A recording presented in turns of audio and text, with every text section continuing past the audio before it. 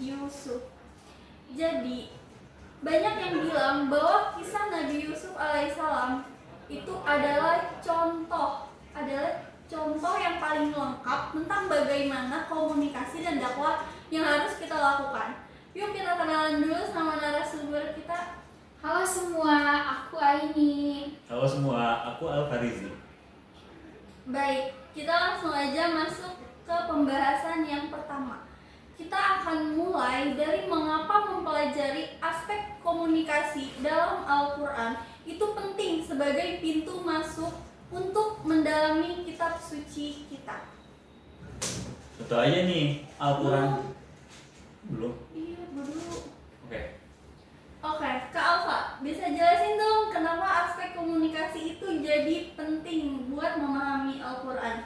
tentu aja nih, Al-Quran itu sendiri disebut sebagai kalamullah yang disampaikan dengan cara yang teliti dan runtun.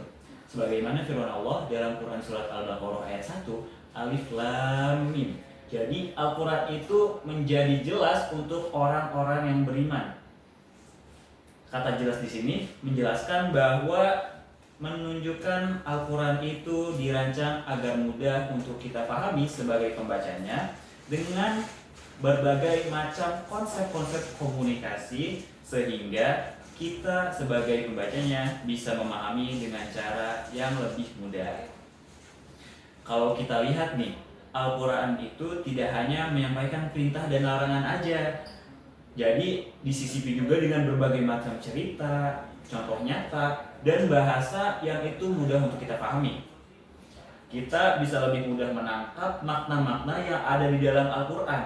Bukan hanya sekedar menghafal, tetapi juga membaca teksnya saja. Betul sekali Kak Alfa. Misalnya, Allah tidak langsung menyampaikan pesan kepada orang dengan cara yang sama. Apalagi bagi kaum musyrik yang ada di Mekah, pesan disampaikan dengan cara yang lebih hati-hati agar tidak menimbulkan perlawanan yang berlebihan. Bagi kaum mukminin yang sudah paham, pesan biasanya lebih rinci tentang cara ibadah dan akhlak. Mengapa begitu? Karena ini adalah prinsip komunikasi yang sangat efektif dan memahaminya membantu kita mendalami maksud Allah dalam menyampaikan ayat-ayat tersebut. Oh begitu. Jadi komunikasi itu bukan cuma tentang bicara aja, tapi juga tentang bagaimana kita menyampaikan pesan dengan tepat agar sampai ke hati pendengarnya atau penerimanya. Baik, sekarang kita masuk ke bagian inti kita hari ini, yaitu jenis-jenis komunikasi dalam surat Yusuf. Kak Ain, apa saja sih jenis komunikasi yang kita temukan di dalam surat Yusuf itu? Tentu saja ada beberapa jenis yang sangat jelas loh.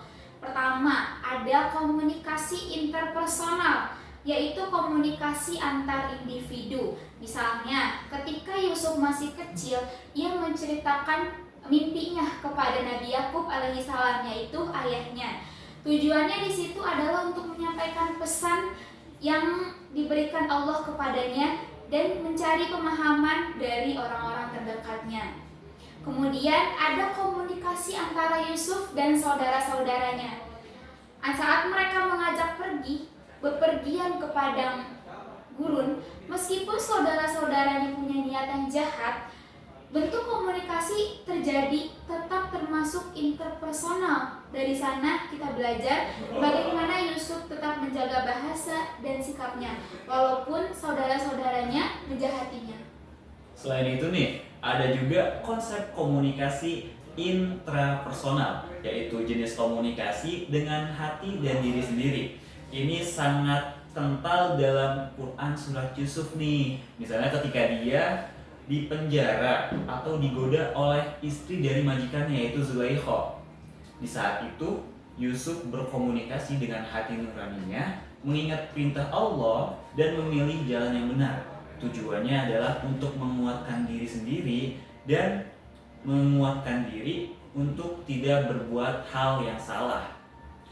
Kita juga menemukan komunikasi massa ketika Yusuf menjadi menteri di Mesir. Jadi saat itu Mesir sedang menghadapi kekeringan yang hebat. Jadi Yusuf sebagai pemimpin dan gubernur Mesir itu menyampaikan kepada seluruh rakyat Mesir, mulai dari petani bahkan hingga bangsawan. Tujuannya nih ya adalah untuk memberikan arahan yang baik agar semua orang bertahan hidup dan mendapatkan kesejahteraan. Jangan lupa juga Kak Alfa tentang komunikasi simbolis. Mimpi Yusuf tentang 10 bintang, matahari dan bulan yang sujud kepadanya adalah bentuk komunikasi simbolis. Kenapa begitu? Karena ketika Yusuf menginterpresentasikan mimpi Raja Mesir tentang 7 ekor sapi gemuk dan 7 ekor sapi kurus, tujuannya adalah untuk menyampaikan pesan yang lebih dalam tentang kebenaran dan takdir yang sudah Allah tetapkan. Wow, ternyata banyak banget ya jenis komunikasi yang ada di dalamnya. Semua punya tujuan yang jelas dan bisa kita contohkan dalam kehidupan sehari-hari. Sekarang kita lihat nih bagaimana kisah Yusuf masuk ke dalam metode dakwah yang diajarkan di agama kita. Oke, Kak Alfa, bisa jelasin dong bagaimana kisah Yusuf masuk ke dalam ketiga metode dakwah itu? Tentu aja yang pertama itu ada jenis dakwah bil hikmah. Jadi dakwah bil hikmah ini adalah jenis dakwah yang menggunakan hikmah dan kecerdasan. Melalui kisah Yusuf yang disajikan secara terstruktur dan logis dengan alur yang sangat jelas dari masa kecilnya, mulai dari apa yang dia alami hingga saat dia menjadi orang yang terpandang nih. Allah tidak menyampaikan suatu pesan dengan cara yang kasar dan memaksa, tetapi Allah menggunakan bahasa yang penuh dengan hikmah agar semua pembacanya bisa memahami ayat makna tersebut. Misalnya nih, ketika Yusuf itu bertemu kembali dengan saudara-saudaranya yang dulu mengkhianatinya nih, dia tidak langsung menuduh mereka, memarahi mereka atas apa yang mereka perbuat,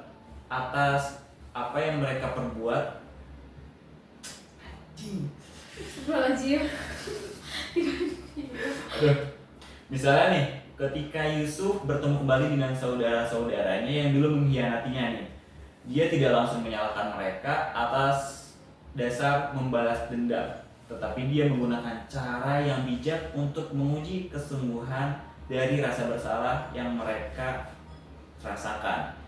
Jadi akhirnya Yusuf memberi pengampunan nih kepada mereka. Ini adalah contoh dakwah bil hikmah yang sangat baik untuk kita pahami. Kemudian ada dakwah bil mau'idhah hasanah, yaitu dakwah dengan nasihat yang baik dan tentu aja yang pertama itu ada jenis dakwah bil hikmah. Jadi dakwah bil hikmah ini adalah jenis dakwah yang menggunakan hikmah dan kecerdasan.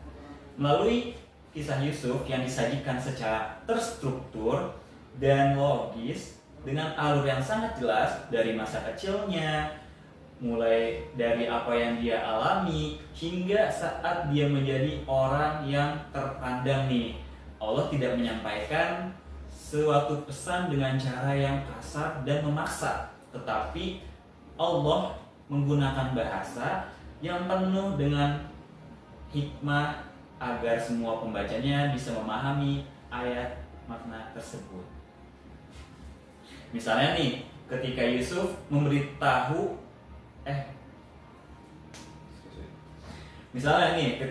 itu bertemu kembali dengan saudara-saudaranya yang dulu mengkhianatinya nih, dia tidak langsung menuduh mereka, memarahi mereka atas apa yang mereka perbuat. Misalnya nih, ketika Yusuf bertemu kembali dengan saudara-saudaranya yang dulu mengkhianatinya nih, dia tidak langsung menyalahkan mereka atas dasar membalas dendam, tetapi dia menggunakan cara yang bijak untuk menguji kesungguhan dari rasa bersalah yang mereka rasakan.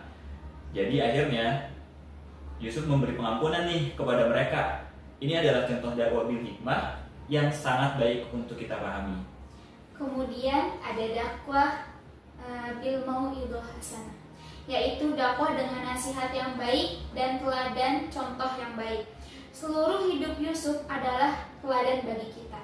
Dengan sikap jujur dia, dengan sabarnya menghadapi cobaan, tentu menghormati orang tua dan tidak pernah menyalahgunakan kekuasaan meskipun telah menjadi menteri.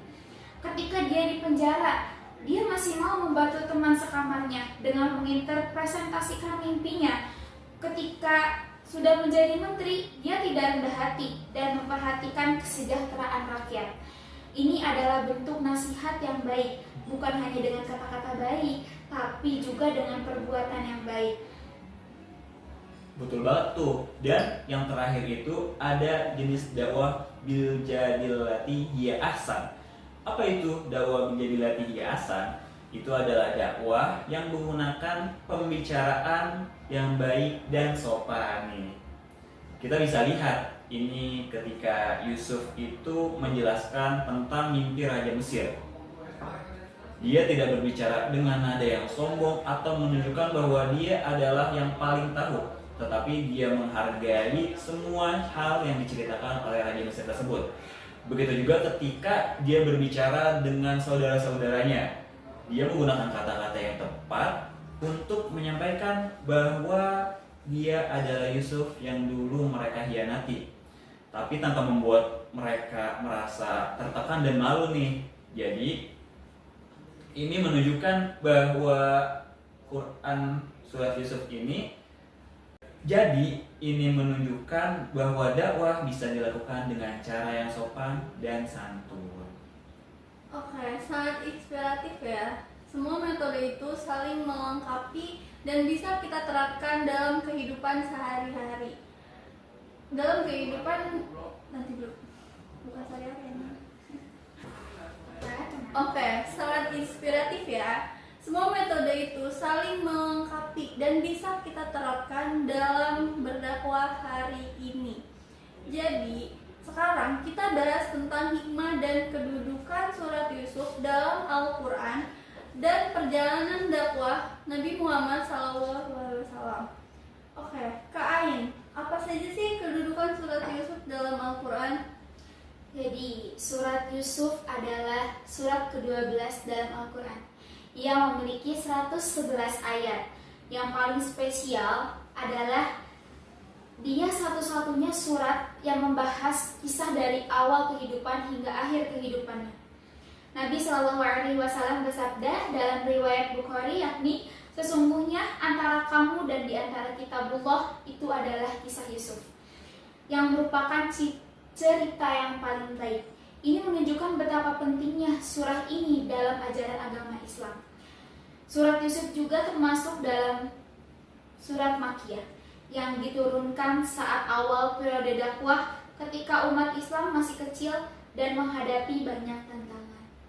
Sedangkan nih dari sudut pandang hikmahnya ada banyak sekali nih hikmah yang bisa kita petik dari Quran surat Yusuf. Salah satunya adalah kebaikan pasti akan selalu menang atas kejahatan. Bagaimana kita ketahui bahwa masa lalu Yusuf itu sangatlah penuh dengan cobaan, mulai dari diculik oleh saudaranya, dijual sebagai budak, dan dituduh salah, bahkan hingga dipenjarakan. Pada akhirnya, semua kebaikan yang Yusuf lakukan itu akan selalu menang atas kejahatan.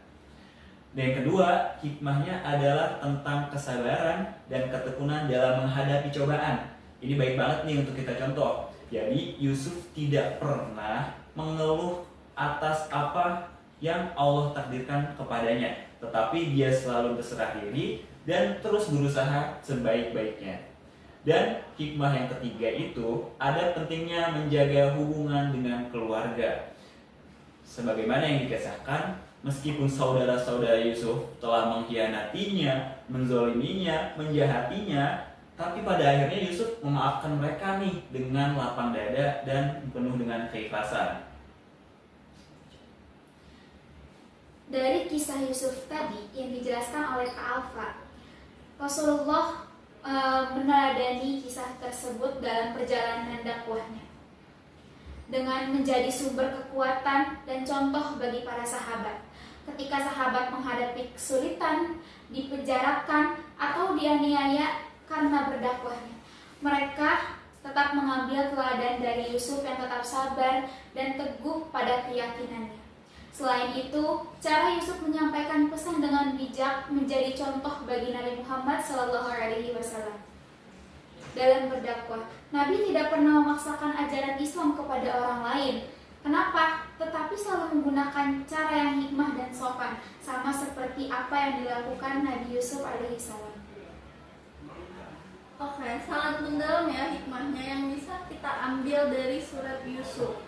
Jadi, tidak hanya sebagai cerita yang menarik, tapi juga sebagai panduan praktis dalam komunikasi dan dakwah.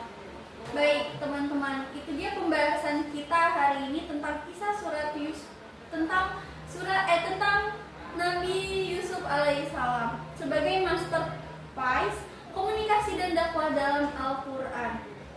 Jadi ada beberapa poin penting nih yang kita dapatkan, bahwa Al-Qur'an adalah kitab yang penuh prinsip komunikasi yang baik, bahwa kisah Yusuf ini menunjukkan berbagai jenis komunikasi dengan tujuan yang jelas, bahwa seluruh kisahnya merupakan contoh metode dakwah yang diajarkan agama, dan bahwa surat ini memiliki kedudukan dan hikmah yang sangat besar bagi umat Islam. Oke, terima kasih banyak kepada Kak Ain dan Kak Alfa yang sudah berbagi ilmu dengan kita hari ini. Semoga apa yang kita berikan hari ini memberikan manfaat bagi kita maupun bagi